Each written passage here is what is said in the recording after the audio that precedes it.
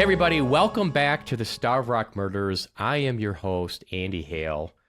I wanted to give you all an update about where we're at. We had the evidentiary hearing this week. I'm recording this on Friday, May 16th. We had the evidentiary hearing Monday, May 12th, Tuesday, May 13th, Wednesday, May 14th. So thanks for tuning in. Special shout out to the Will County State's Attorney's Office. I know they're avid listeners to the podcast. Shout out to them. So let me give you an update. I'm going to do this without real commentary. I want to just keep it kind of factual since this is still pending. But I want to give you a factual update of what transpired and kind of what is next. So we started on Monday. Started with our first witness was Dr. Christopher Palahniuk from Microtrace. Microtrace were the ones that did the evidence inspection. When we were allowed to look at the evidence that remained, Dr. Palahniuk came there and basically cataloged everything that was available and took photographs of every single piece of evidence that was still impounded and maintained. His examination focused on the hair evidence that we ultimately submitted for DNA testing. So what Dr. Palahniuk testified to was the evidence that was shipped to Bodie for DNA testing. There was an envelope from 1960 handwritten on there that said hairs from the left glove finger, index finger of Francis Murphy. Inside that envelope was 2 glass slides with a hair in between with red tape on the end. So it was sealed and secure.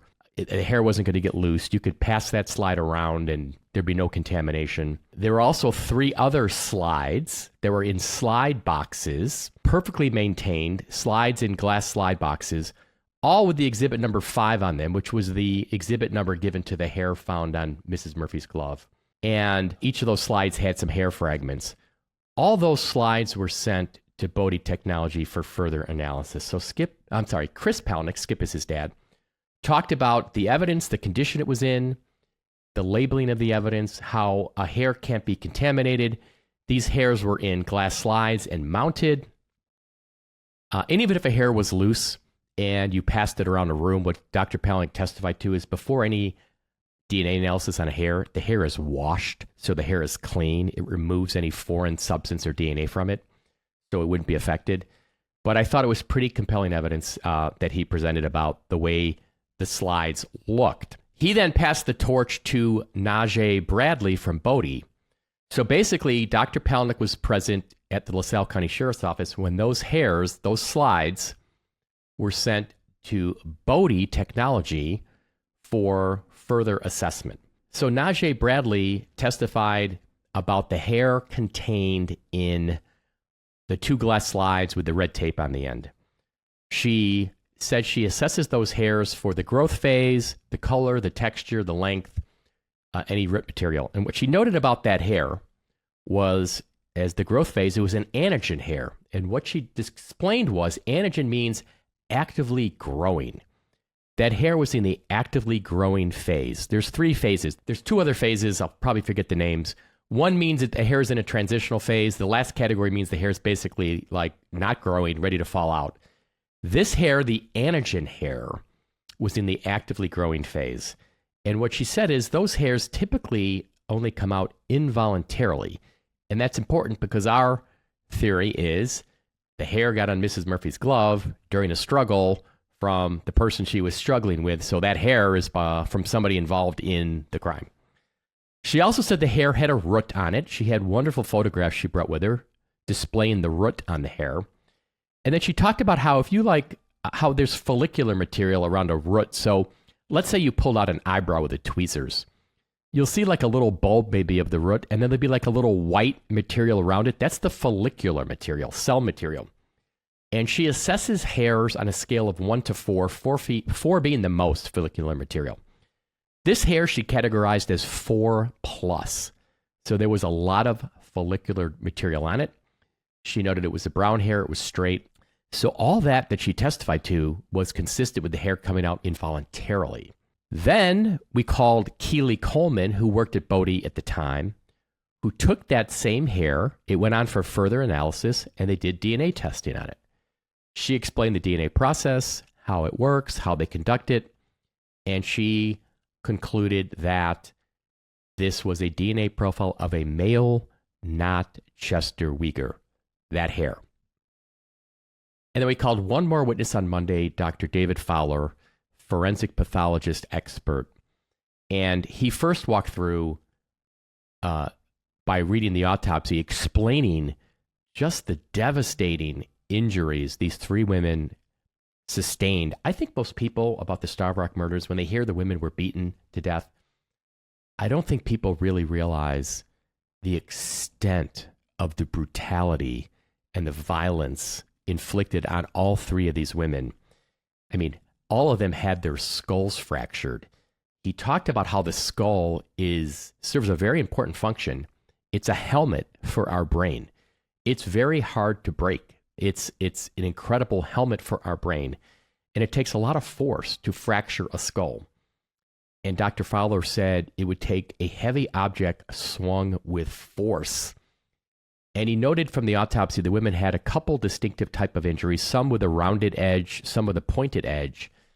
And he said an object swung with force, a heavy object, would be something like with a rounded edge like a baseball bat or a steel pipe, and a pointed edge would be something like a tire iron or a hammer. I mean, it would have to be a heavy object, he said, swung with great force. And he opined that the camera, the binoculars, at most could have caused some superficial injuries, maybe some cuts, some lacerations, but those little items were not going to cause skull fractures, these devastating injuries you saw. He even was skeptical that the log could have done all this. He noted there were crime lab notes saying the log was soft and spongy, high moisture content. He talked about reciprocal, I think he called it reciprocal velocity, or meaning the energy transmitted onto the ladies, that energy also gets applied to the object, the same amount of energy. So you'd expect there to be damage to the log, significant damage, which I didn't see any evidence of that. I didn't see any evidence presented at trial, at the criminal trial of that. And he gave an example of a case he worked on where somebody was struck just a couple times in the face with a wooden handle of a pickaxe, and how that wooden handle basically fractured in half from the force of those blows. So here he said these women had multiple, I think he said each woman had at least 8 to 10 unique, powerful strikes, and likely more. If you strike the same spot more than once, you can't tell how many blows the person had, but at least 8 to 10 unique strikes per person. And that something like the log wouldn't withstand that. And he talked about how Mrs. Oding had this O-ring fracture.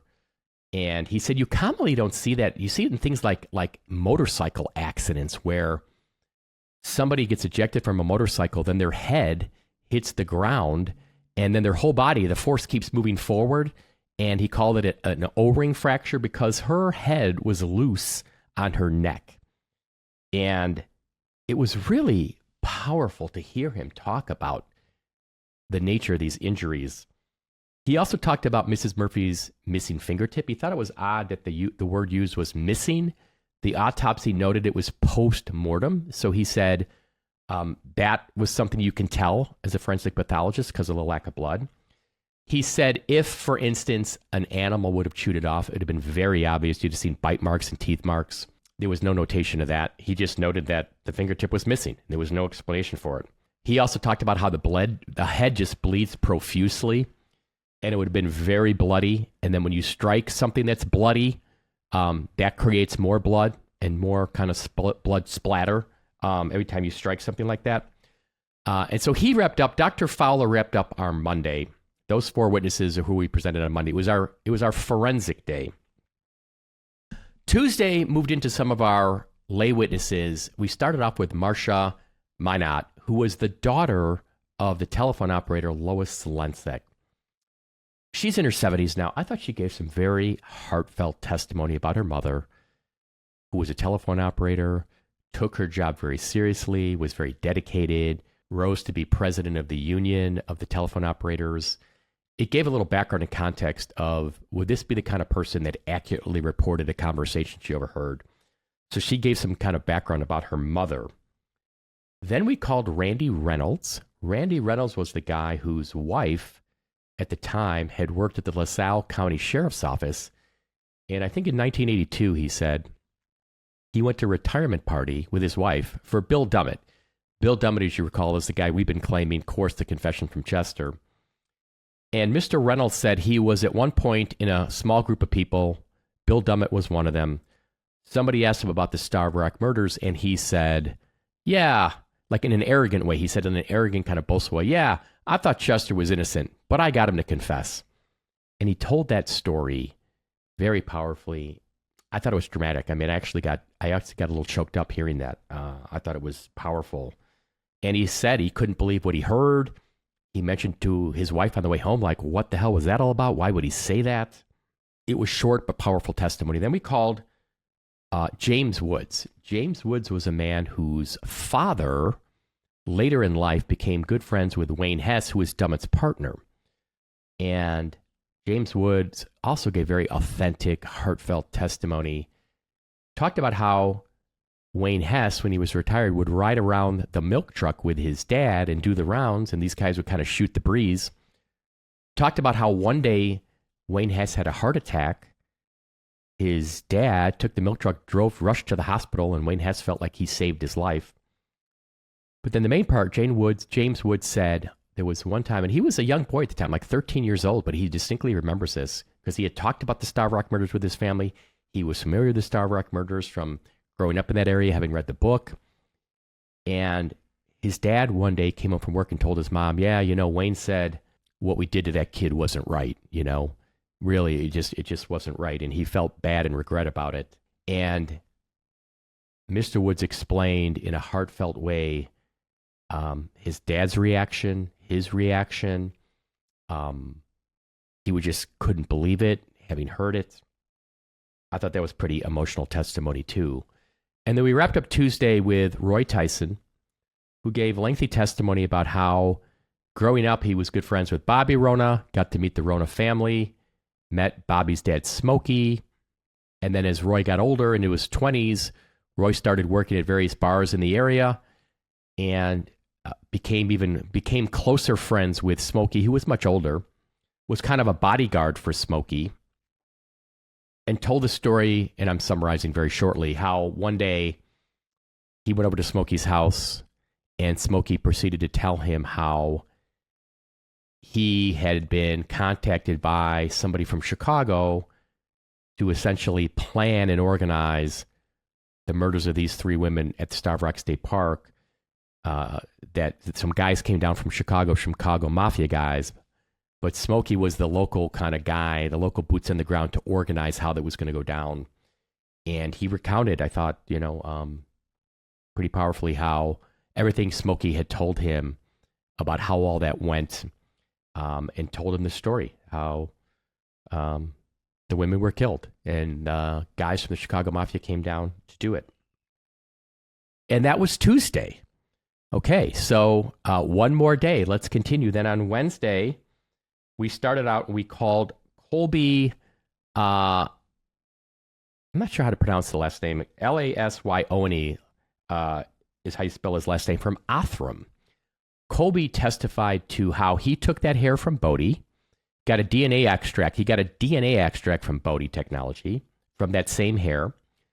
They did a genetic sequence, built out a family tree, and were able to match that hair, that genetic sequence, to one of three brothers who were local to the Starved Rock area, Leo, Charles, and Edward Bray. He couldn't say which one it came from. That's as far as they could go in terms of their investigation, because two of the Brays, those brothers, didn't have kids, and we couldn't get any further DNA samples from people in the family. But what he did testify to was Othram was able to get a genetic sequence, build out a genetic database, and determine that that hair was from one of three local brothers, Leo, Charles, or Edward Bray. And then we also called on Wednesday Melissa Smith, who testified that when she was in high school, she was living with her grandfather in Norridge, Illinois. He had been a member of the Chicago Mafia. He was dying of lung cancer. And he told her how he had always felt bad that this guy in the Starved Rock murders was innocent. He knew that because one of the husbands wanted his wife killed, reached out to the Chicago Mafia to do it, and her grandfather handpicked the guys that went down there to carry out the murders. And she told that story. And I forgot, we also called, actually, as our first witness of the day, on Wednesday. We called an attorney named James McConnell. Melissa Smith later, when she was probably, in her 20s, worked for James McConnell as a legal assistant. This would have been a couple decades ago. And James McConnell testified how, when Miss Smith worked for him, she started to recount to him how her grandfather told her this story about the Starved Rock murders. So it shows it's not something she came up with recently. It's something she had mentioned, a long time ago. And after that, and then there's a number of documents we introduced into evidence that were all part of the prior November 22nd, 2024 court order that some of you may have seen, where the court allowed us to present things like the Lois Zelensek telephone operator memo, where she recounted hearing two men talking about the murders and the kid had bloody overalls in the car and the other guy says to burn him. The interview of Glenn Palmatier, the polygraphs of the Palmatier brothers, the polygraph of the telephone operator, Lois Zelensek, how the polygraph operator claimed that Lois Zelensek failed the polygraph and the brothers passed, and the crime notes talking about some of the forensic findings. Chester Weger being interviewed by the Illinois State Police on March 18th, nothing being noted about any scratches. I mean, we put in a whole host of documentary evidence. And after doing that, we rested our case. And then the state is free to call whatever witnesses it wants. The state is free to call whoever it wants. State called one witness to the stand. The state called Alice Rona Bohm, Smokey Rona's sister, still alive. And so the state called her to the stand as their own witness and asked her questions. She testified that Smokey at one point was dating one of Chester's older sisters. Smokey had met Chester. And then there's a little bit more came out on the direct, not too much. Will County asked their questions, and then I got a chance to ask questions. So I brought out that Smokey had told her before he died that he had been involved in the murders. They'd been carried out by several other people. Chester Weger was not one of them. Chester Weger was innocent, and Chester Weger was framed. So we ended on that note. We ended with the state calling Alice Rona Bohm, who testified, my brother told me Chester was innocent and was framed. Pretty dramatic ending to the hearing. And that's how it went. And so now what's going to happen, and like I said, I'm just trying to tell this factually because everything is still pending, but I wanted to give you an update of how it went. That was the public record. My summaries, obviously there was a lot more testimony than that in terms of what witnesses said. But here's what happens next. The court gave us until May 23rd to submit written briefs in support of our respective positions. So on May 23rd, we'll be filing a very comprehensive brief summarizing the evidence that we presented this week, summarizing the criminal trial evidence from 1960, and making our case that the new evidence, when considered collectively with the criminal trial evidence, would likely have led to a different trial result. I will say this, it's going to be a lengthy, comprehensive brief. I'm going to post it on the podcast website once we file it. So if you'd like to read it, and I urge you to read it, it's going to be chock full of facts. Then what happens is we come back to court one more time on May 28th at 2 o'clock for oral arguments. So at that point, both sides will be able to present their arguments to the judge about what they believe the evidence showed, talk about the evidence, argue from the evidence, and make their final pitches to the judge, who then will likely take the case under advisement, hopefully not too long, and then we will ultimately get a ruling from the judge. So we are getting close to resolution, very close. Everybody out there, I appreciate your support and love, all the people that have reached out to me, but I wanted to give you an update of where things stand. Next thing's going to be the briefs that we filed May 23rd, oral argument May 28th. To be continued. Stay tuned for more. And on behalf of Chester, his family, myself, and my team, again, thank you for listening and thank you for your support.